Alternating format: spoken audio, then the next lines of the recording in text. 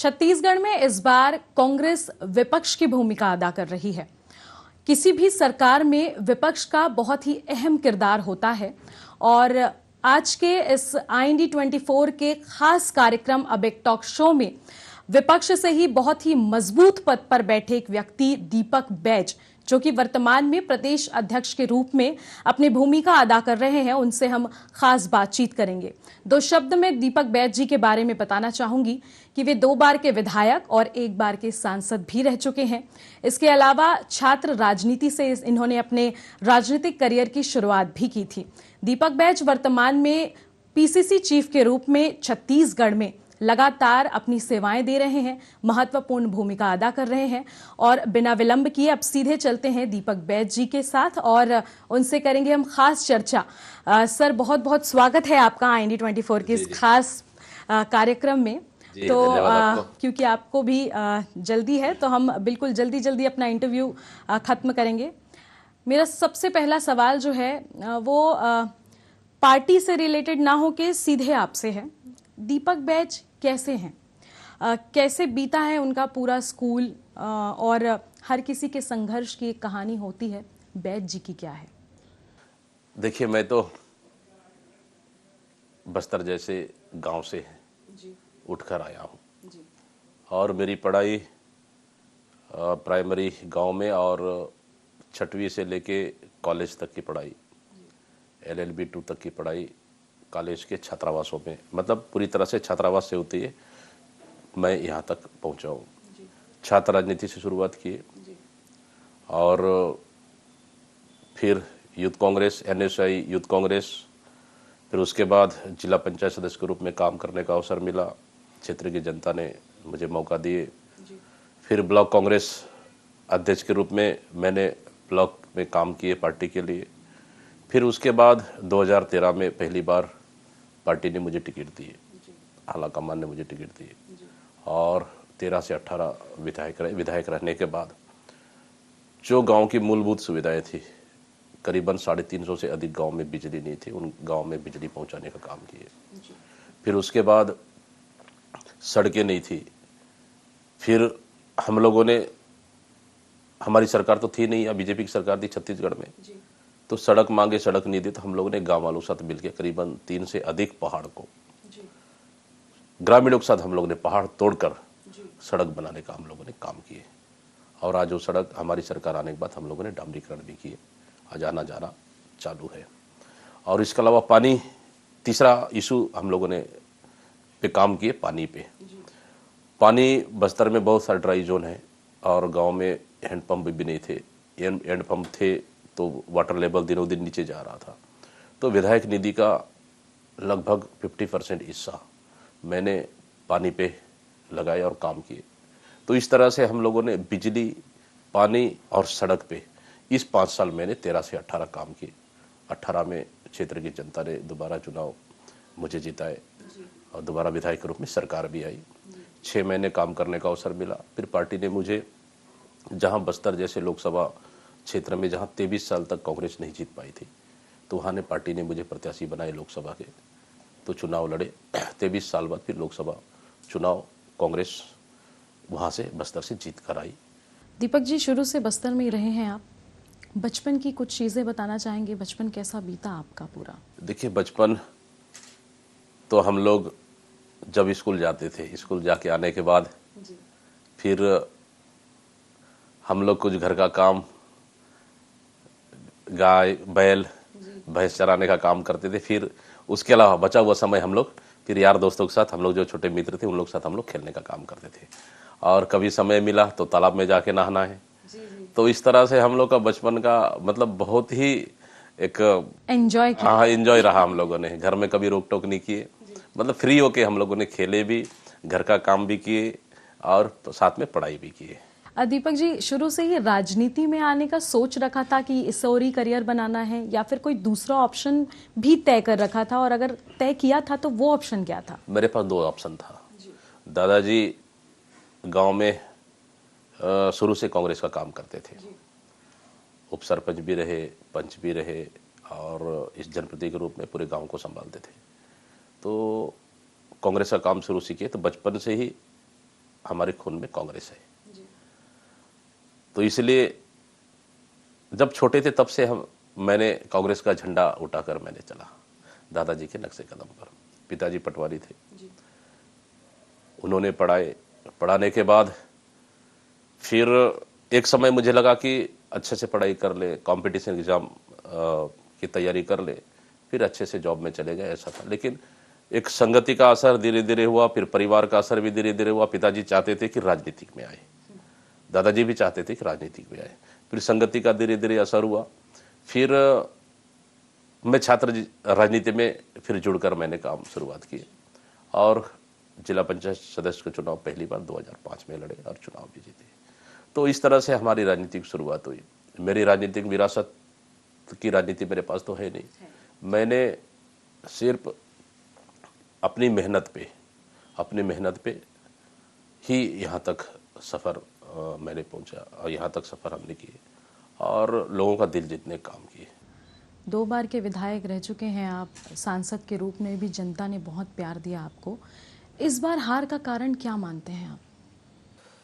देखिए, हो सकता है कि हम लोग की अगर व्यक्तिगत की बात करें तो कहीं न कहीं कमियां रही होगी, पहला चीज। दूसरा कि हमारे खिलाफ कोई भी ऐसा सामने पार्टी को मुद्दा नहीं है जो हमारे खिलाफ बोल सके। तो कहीं ना कहीं बहुत सारी चीज बातें आई कि राजनीतिक में व्यक्तिगत हमले नहीं होना चाहिए। तो जो कमियों की आप बात कर रहे हैं उस पर काम करना शुरू कर दिया? हाँ बिल्कुल, व्यक्तिगत हमले किए, जो चीज नहीं है वो आरोप लगाए। राजनीति में तो सब जायज है, लेकिन फिर भी व्यक्तिगत हमले मेरी राजनीति के डिक्शनरी में नहीं है ये।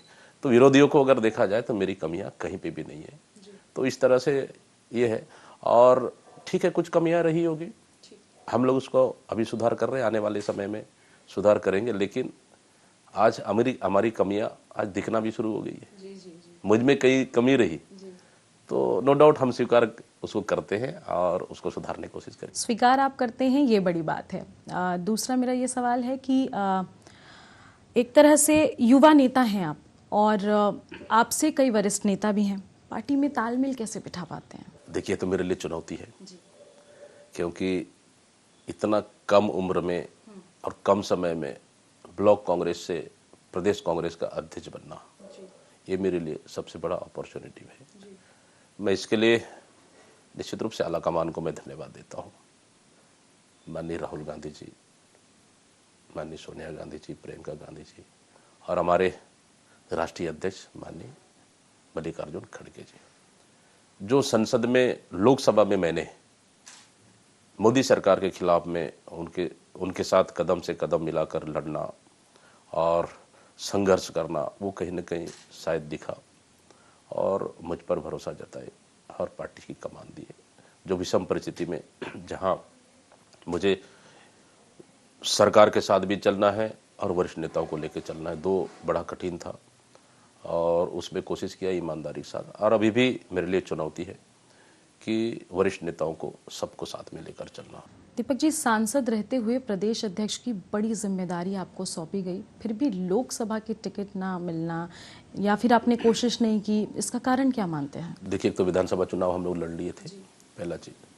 दूसरा चीज, चुनाव से ज़्यादा बड़ा जवाबदारी मेरे लिए पार्टी है और प्रदेश है। इसलिए मैंने शुरू से तय कर लिया था कि इस समय पार्टी में फ्री होकर काम करें। चुनाव लड़ने से एक क्षेत्र में सीमित रहने हो जाता है, तो जितना काम हम कर सकते हैं वो कम काम होता है। इसलिए इस समय मैंने शुरू से मन बना लिया कि चुनाव नहीं लड़ना है, पार्टी के लिए काम करना है। हम पहले ही मन बना लिया था। और मैं आला कमान का जब सीईसी की बैठक में वो चर्चा हुई तो सीईसी बैठक में भी मैंने कहा कि मैं 11 लोकसभा सीटों में काम करना चाहता हूँ। छत्तीसगढ़ के बस्तर को सत्ता की चाबी कहा जाता है और आप बस्तर से ही हैं, प्रदेश अध्यक्ष के रूप में कार्यरत हैं, लेकिन फिर भी सर बस्तर में कांग्रेस कमजोर क्यों पड़ गई? आपने क्या डाउन होल अब तक तराशा है? देखिए, विधानसभा नो डाउट हमारी कांग्रेस की सरकार ने बस्तर के लिए बेहतर काम किया, लेकिन भारतीय जनता पार्टी की साजिश उसमें सफल हो गई। इसलिए साजिश की बस्तर में हम लोगों ने नक्सलवाद के इशू पे हम लोगों ने बहुत हद तक नियंत्रण हम लोगों ने पाए। जो हर महीने घटना होती थी वो घटनाओं को हमारी सरकार ने रोकी। हाँ, जरूर साल में 1 से 2 घटनाएं हुई है, मैं इसमें इनकार नहीं कर रहा हूँ, लेकिन उस मुद्दे पे हम लोग सफलता हासिल किए। आदिवासियों को जल जंगल जमीन का अधिकार दिए। बहुत सारे मुद्दों पे हम लोगों ने विकास के नाम पे हम लोगों ने अंदरूनी क्षेत्रों में सड़क, बिजली, पानी, स्वास्थ्य, शिक्षा हम लोगों ने पहुंचाए। लेकिन भारतीय जनता पार्टी सिर्फ आदिवासी से आदिवासियों को लड़ाने का काम और धर्म की राजनीति, उन्होंने एक दूसरे को सौहार्द माहौल बिगाड़ने का काम किए। उसका कहीं न कहीं उनको फायदा मिल गया। लेकिन तब भी यह है कि लोकसभा चुनाव में अगर देखें तो जो विधानसभा के चुनाव की तुलना में लोकसभा चुनाव में कांग्रेस का वोट बैंक वापस आया है आदिवासी क्षेत्रों में, चाहे बस्तर की बात करें, चाहे सरगुजा की बात करें। तो इस तरह से भारतीय जनता पार्टी एक बड़ी साजिश के तहत विधानसभा चुनाव में बस्तर के आदिवासियों को साथ उन्होंने ये जो धर्म की राजनीति में वो सफल हो गए। सर, लगातार अभी बस्तर में एनकाउंटर्स हुए हैं। बीजेपी का कहना है कि जब से उनकी सरकार आई है तब से ये सारे एनकाउंटर्स हो गए। आप इस बात को कैसे आंकते हैं, इन चीज़ों को आप कैसे देखते हैं? देखिए, एनकाउंटर तो कांग्रेस की सरकार में भी हुई है, लेकिन कांग्रेस की सरकार में जो एनकाउंटर हुई है वो एकदम टारगेटेड एनकाउंटर थे। हम लोगों ने मुख्यमंत्री को, पूरे बस्तर के नेताओं ने शुरू में मिलकर कहा कि फर्जी सरेंडर नहीं होना चाहिए, फर्जी नक्सली के नाम से गिरफ्तार नहीं होना चाहिए और फर्जी एनकाउंटर नहीं होना चाहिए। आप अगर देखेंगे पूरे 5 साल में, आप किताब की पन्ना खोल के देख लें, एक भी फर्जी एनकाउंटर नहीं हुई हमारी सरकार में। लेकिन आज भारतीय जनता पार्टी भले एनकाउंटर का दावा कर रही है, वो हवाई लूट रही है, लेकिन सवाल भी खड़े हो रहे हैं। ये हम खड़े नहीं कर रहे, ग्रामीण खड़े कर रहे कि ये नक्सली नहीं, ये आम ग्रामीण है, आदिवासी है। इसके लिए कुछ सोच रखा है सर आने वाले समय के लिए? बिल्कुल। क्या आपकी आज हर एनकाउंटर पर अगर 2-3, अगर मान चलिए 10 का एनकाउंटर हुआ है, 10 के एनकाउंटर पे 7 एनकाउंटर पे सवाल उठा है। न्यायिक जांच की मांग ग्रामीण कर रहे हैं, हम भी कर रहे हैं। आखिर सरकार क्यों नहीं कर रही है? आखिर डर किस चीज की? वो ग्रामीण नक्सली हो सकता है जिसके पास जॉब कार्ड है, जिसके पास आधार कार्ड है, जिसके पास राशन कार्ड है। नक्सली वो है जिनके पास कुछ भी नहीं है। कोई आंध्रा से आया होगा, कोई और कहीं से आया होगा। हमारे लोग नक्सली नहीं है, हमारे लोग सिर्फ झोला उठाने का वहाँ काम करते हैं ये। लेकिन सरकार नक्सली बताकर निर्दोष आदिवासियों को मारना ये बंद करे। अपनी वाहवाही लूटने के लिए, अपनी नंबर बढ़ाने के लिए केंद्र सरकार सामने निर्दोष आदिवासियों को मारना बंद करे। एक आदिवासी मुख्यमंत्री के राज में आदिवासी सुरक्षित नहीं है, इससे बड़ा दुर्भाग्य क्या हो सकता है हमारे लिए? सर, अब निकाय चुनाव सर पर हैं, आपने बहुत सारी बैठकें भी ली हैं। जीत की रणनीति के लिए, जीत की जो रणनीति है वो कैसे बना रहे हैं, किस तरीके से आगे बढ़ेंगे, क्या रूपरेखा होगी? बिल्कुल, निकाय चुनाव जस्ट सामने है और पंचायत चुनाव भी है। 2 चुनाव हमारे बीच में सामने। दोनों चुनाव जमीनी स्तर के चुनाव है, जहाँ हमारे कार्यकर्ता लड़ते हैं। इसमें कोई बड़ा नेता लड़ता नहीं, कार्यकर्ता लड़ते हैं। विधानसभा, लोकसभा बड़े नेता लड़ते हैं और कार्यकर्ता पंचायत और नगरीय निकाय चुनाव लड़ते हैं। हम लोगों ने रणनीति बनाई कि सरकार की नाकामियों का हम जनता तक पहुंचाएंगे और टिकट वितरण में भी एकदम पारदर्शिता बरतेंगे। हम लोग जो जीत सकता है टिकट उसको देंगे और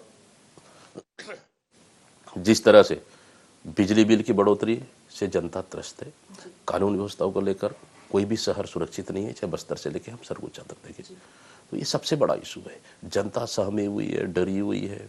आज महिलाएं शाम को 6 बजे के बाद घर से निकलना उनके लिए मुश्किल हो गया है। कहीं उनके साथ चैन स्निचिंग ना हो जाए, कहीं चाकूबाजी ना हो जाए, कहीं हथियार खुलेआम लेके घूम रहे। तो इन सब मुद्दा हमारे आने वाला चुनाव में इसका इफेक्ट करेगा। और सरकार ने जो वादा करके गए थे, आज युवाओं को देखे तो युवा तो आज हर मंत्रियों को बगले में जा रहे हैं। मंत्री यहाँ तो बोल रहे हैं कि हमारे पास नौकरी नहीं है देने के लिए।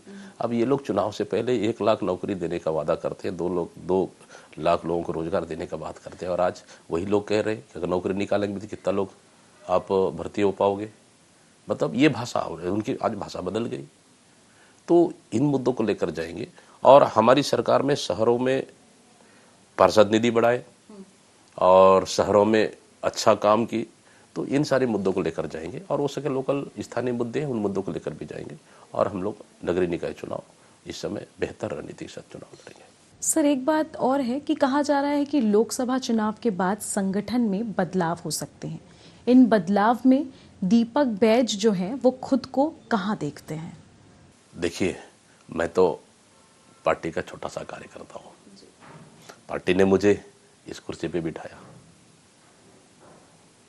और मैंने इस कुर्सी पे बैठकर ईमानदारी से काम किए। ठीक है, जितना हमको उम्मीद था परिणाम आने का नहीं आ पाया।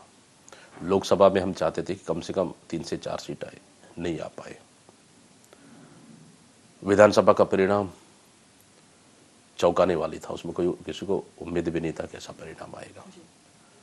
तो पार्टी जो आदेश दे दे, मैं तो छोटा सा कार्यकर्ता हूँ, पार्टी ने मुझे अध्यक्ष रूप में बनाया। पार्टी अगर कहे कि दीपक भाई एक बूथ जाके संभालना है, उस पोलिंग बूथ जाके संभालने का काम भी मैं करूँगा। सर, लोकसभा चुनाव के इस बार के जो रिजल्ट हमने देखे बहुत ही विपरीत थे। बीजेपी ने जो नारे दिए थे उसके भी विपरीत थे। 5 साल तक अभी कहीं ना कहीं ये जो नतीजे थे वो 5 सालों के लिए एक बड़ा सवाल बन गए हैं। लेकिन फिर भी भाजपा कहती है कि हमें अलर्ट मोड पर रहने की कोई आवश्यकता नहीं है, बहुत कॉन्फिडेंट है उनको। देखिए, भारतीय जनता पार्टी केंद्र की सरकार जो बैसाखी के भरोसे चल रही है, ये नरेंद्र मोदी सीना ठोक कर एक समय कहते थे, लोकसभा में तो रहा, कि एक अकेला सब पर भारी, वो भी देखा है हम लोगों ने। और मोदी का अहंकार, उनका घमंड, उनका हिटलर शाही, ये सब चीज़ हम लोग बहुत करीब से देखे 5 साल लोकसभा के अंदर। लेकिन इस घमंड को इस समय देश की जनता ने चकनाचूर कर दिया। आप देखेंगे पूरे लोकसभा के चुनाव के दौरान में प्रधानमंत्री या अन्य उनके नेता 10 साल के विकास को लेकर एक मंच में भी भाषण नहीं दिए।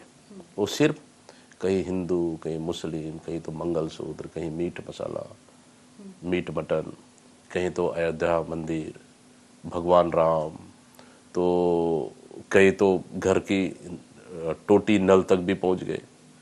मतलब विकास के मुद्दे पे चुनाव नहीं लड़े, क्योंकि उनको पता था 10 सालों में जनता के लिए उन्होंने कुछ भी नहीं किया, सिर्फ झूठ बोलने के अलावा। और उनकी हर योजनाएं जो भी लाए, वो योजनाएं जनता के काम नहीं आए, बल्कि उल्टा हो गया। चाहे नोटबंदी की बात करें, जीएसटी की बात करें, चाहे जम्मू कश्मीर की बात करें, चाहे अन्य इशू की बात करें। आज मणिपुर जल रहा है, 15 से 20 महीने हो रहे हैं, वहाँ सरकार आज तक उसको नियंत्रण नहीं रख पाया। तो ये सब मुद्दों को लेकर देश की जनता ने देखा, इसलिए इस समय मोदी सरकार को, डबल इंजन की सरकार को देश की जनता ने नकार दिया। ठीक है, आज 2 बैसाखी के भरोसे सरकार चल रही है, लेकिन आज प्रधानमंत्री की घमंड को जनता ने तोड़ दिया। आज कोरोना वैक्सीन पे सवाल उठ रहे हैं, तो आखिर सरकार ने क्या किया है, हम पूछना चाह रहे, क्या है सरकार ने? सिर्फ झूठ और भाषण के सिवाय सरकार ने कुछ नहीं किया। देश की जनता को झूठ बोलने का काम किया। इसलिए इस समय ये सरकार बैसाखी पे चल रही है। बैसाखी कब टूट जाए इसकी कोई भरोसा नहीं है। और प्रधानमंत्री की घमंड को इस समय जनता ने आसमान से, अर्श से पर्स पिला दिया। सर, छत्तीसगढ़ में जब से बीजेपी की सरकार आई है, लगातार एक ही आरोप लग रहा है कि 5 सालों में कांग्रेस ने कोई काम नहीं किया और योजनाओं के नाम पर महज घोटाले किए सरकार ने। किसानों को फिर 2500 धान का समर्थन मूल्य किसने दिया? किसानों को कर्ज माफी किसने किया? गौठान के माध्यम से कई समूहों को रोजगार देने का काम किसने किया? और टाटा की जमीन किसने वापस की? युवाओं को 50,000 से अधिक युवाओं को नौकरी किसने दी? बिजली बिल हाफ योजना किसने लाया? और गांव के जो 3000 स्कूलें बंद थे पूरे प्रदेश में, उसको किसने खोले? अस्पताल, जहां अस्पताल तक नहीं था बस्तर के अंदरूनी क्षेत्रों में, अस्पताल किसने बनाए? सिलगेर जहां आंदोलन हुआ ना, वहां सड़क नहीं थे, स्कूल नहीं थी, स्वास्थ्य नहीं था, वहाँ राशन कार्ड नहीं था, राशन वहाँ नहीं मिलता था इनकी सरकार में, वहाँ हमारी सरकार ने राशन पहुँचाने का काम किया। आदिवासियों को जल जंगल जमीन का अधिकार किसने दिया? इमली महुआ टोरा का रेट किसने बढ़ाया? आप देखेंगे बस्तर में डेनेक्स और जो हमारी गारमेंट फैक्ट्रियां हम खोले हैं वो किसने किए? ये है हमारी सरकार के अगर काम गिनाए तो भारतीय जनता पार्टी गिनते गिनते थक जाएगी।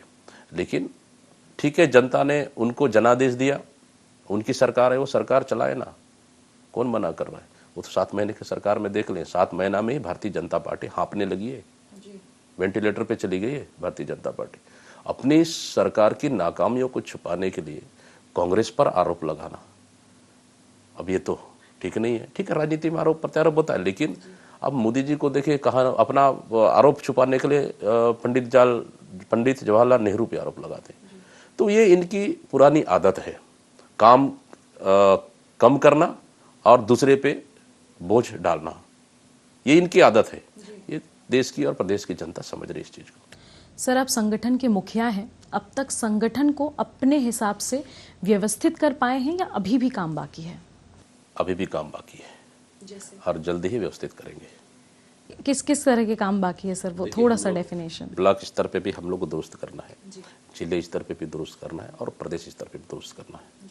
जो काम अच्छा कर रहे हैं उनको मौका मिलेगा, और जो काम अभी जो मजबूत नेता काम करना चाहता है, देखिए हमारा सीधा सीधा एक ही उद्देश्य है कि हमारे पास इन 5 सालों विपक्ष में रहने का जो पार्टी का काम कर सकते हैं, ईमानदार पार्टी के लिए समय दे सकते हैं, पार्टी के लिए काम कर सकते हैं और पार्टी के लिए जो मेहनत कर सकते हैं, उनके लिए पार्टी का दरवाजा 24 घंटा खुला है। बीजेपी को सरकार में आए 1 साल हुए नहीं हैं अभी, लेकिन मंत्रिमंडल में फेरबदल की जो चर्चाएं हैं वो जोरों शोरों से उठ रही हैं। इन चर्चाओं को आप कैसे देखिए, 2 चीज़ है इसमें। एक तो 2 पद खाली है ब्रिजमोहन अग्रवाल जी का इस्तीफा देने के बाद, और पहले से एक और खाली उन्होंने रखे थे। 2 पदों को 1 महीने से नहीं भर पा रहे, तो क्या ठीक ठाक चल रहा है भारतीय जनता पार्टी में? नंबर 1। नंबर 2 कि मंत्रिमंडल में फेरबदल, इसका मतलब क्या है? मतलब आप इस 7 महीने में पूरी तरह से आपके मंत्रिमंडल फेल हो चुका है। आपके विभागों के ऊपर मंत्रियों का नियंत्रण नहीं है ना, आपका कामकाज ठीक है, इसलिए तो फेरबदल कर रहे हैं। और देखा जाए तो वास्तव में गृह मंत्रालय तो संभल नहीं रहा है, राजस्व विभाग पूरे हड़ताल में है, हसदेव जंगल पूरी कटाई हो रही है। तो सरकार के नाक के नीचे इतनी ज्यादा भर्रासाई चल रहा है कि सरकार का कोई भी नियंत्रण नहीं है। इसी में एक सवाल और मेंशन करूंगी सर कि बीजेपी जो है नई टीम पर फोकस कर रही है। नई टीम दैट मीन्स जो पुराने लोग हैं, जो वरिष्ठ जन हैं, उनको कहीं ना कहीं दरकिनार कर अब नए लोगों को मौका दिया जा रहा है। तो क्या वो नए लोगों का मौका बहुत ज्यादा कामगार साबित होता नजर आ रहा है? वो तो 7 महीना में हम लोग देख रहे हैं कि देखिए, ब्रिजमोहन अग्रवाल जैसे सीनियर नेता को दरकिनार करना, मैं समझता हूँ कि भारतीय जनता पार्टी के लिए बहुत बड़ा नुकसानदायक है। क्योंकि ब्रिजमोहन अग्रवाल पूरे भारतीय जनता पार्टी के अंदर देखें तो सबसे ज़्यादा बार चुनाव जीत के आए हैं, सबसे सीनियर हैं, अनुभवी मंत्री हैं, रहे हैं। उनको दूध में मक्खी को निकालकर उन्होंने फेंक दिया और उनको घर से बेघर कर दिया। तो ये चीज़ प्रदेश की जनता और बीजेपी के जो समझदार कार्यकर्ता हैं वो समझ रहे हैं। इसलिए ठीक है, युवाओं को मौका मिलना चाहिए, मैं नहीं कह रहा हूँ को नहीं मिलना, युवाओं को मौका मिलना चाहिए, लेकिन काम करने के तजुर्बा और अनुभव होना चाहिए। आप ऐसे मंत्रिमंडल में शामिल किए हैं जो कोई तजुर्बा नहीं, कुछ अनुभव नहीं, उसी का नतीजा है 7 महीने के अंदर दिख रहा है। मंत्रियों को मीडिया में बने रहना है, अपना स्टंटबाजी करते रहना, इसी में ही बस है, काम तो कुछ करना नहीं है। कांग्रेस की सरकार या योजनाओं को बंद करना, उनका नाम बदलना, अभी तक तो 7 महीने ही काम किए। भाई आपने नया काम क्या किया है, ये जरा जनता को बताइए, आप कौन सा नया काम किए आप? जी सर, एक अंतिम सवाल लूंगी अब मैं कि दीपक बैज जी अब कांग्रेस के संगठन को मजबूती और ज्यादा देने के लिए क्या प्लान कर रहे हैं? इनको कांग्रेस को फ्रंट रोड पे लाने के लिए अब क्या प्रयास हो रहे हैं? देखिए, हमारा 2 है। पहला तो हम उन कार्यकर्ताओं को उठाए जो बूथ लेवल से, ब्लॉक से, जिला स्तर तक, उनको ऊपर उठाकर उनको बैकअप के साथ हम उनको मजबूती से हम मैदान में उतारेंगे। नंबर 1। नंबर 2, जो ऐसे कार्यकर्ता हैं पार्टी में समय देना चाहते, पार्टी के लिए काम करना चाहते, पार्टी के लिए लड़ना चाहते हैं, उन कार्यकर्ताओं को हम उपयोग करेंगे, उनको मौका देंगे हम पार्टी में। और हमारा जो टारगेट है, जो सरकार की विफलताओं को हम जनता तक पहुंचाएंगे और जनता के मुद्दों को हम सड़क से लेकर हम सदन तक लड़ेंगे। ये हम लोगों ने रणनीति इस 2 दिन के बैठक में हम लोगों ने तैयार कर लिया। बहुत सारे सीनियर नेता हैं, सीनियर नेताओं ने बहुत सारे सुझाव दिए। उन सुझावों को लेकर निश्चित रूप से हम सीनियर नेताओं के साथ कदम से कदम मिलाकर भारतीय जनता पार्टी की सरकार के खिलाफ में हम मजबूती के साथ लड़ेंगे। और सिर्फ कि हम 14 विधायकों का विपक्ष नहीं है, ये 35 विधायकों का विपक्ष है। ठीक है कि हमारी कई कमियां रही, हम सरकार नहीं बना पाए, लेकिन हम सरकार को चैन से नहीं बैठने देंगे। तो बिल्कुल ये थे हमारे साथ कांग्रेस के प्रदेश अध्यक्ष दीपक बैज, जिनका कहना है कि आने वाले समय में सारे डाउन होल देखते हुए एक नए सिरे से शुरुआत नई मजबूती के साथ की जाएगी और आने वाले समय में एक बार फिर से कांग्रेस को फ्रंट रो में लाने की रेस में जो दीपक बैज है वो अपने पूरे संगठन को लेकर साथ दौड़ चुके हैं। सर बहुत बहुत आपका धन्यवाद समय देने के लिए। Thank you.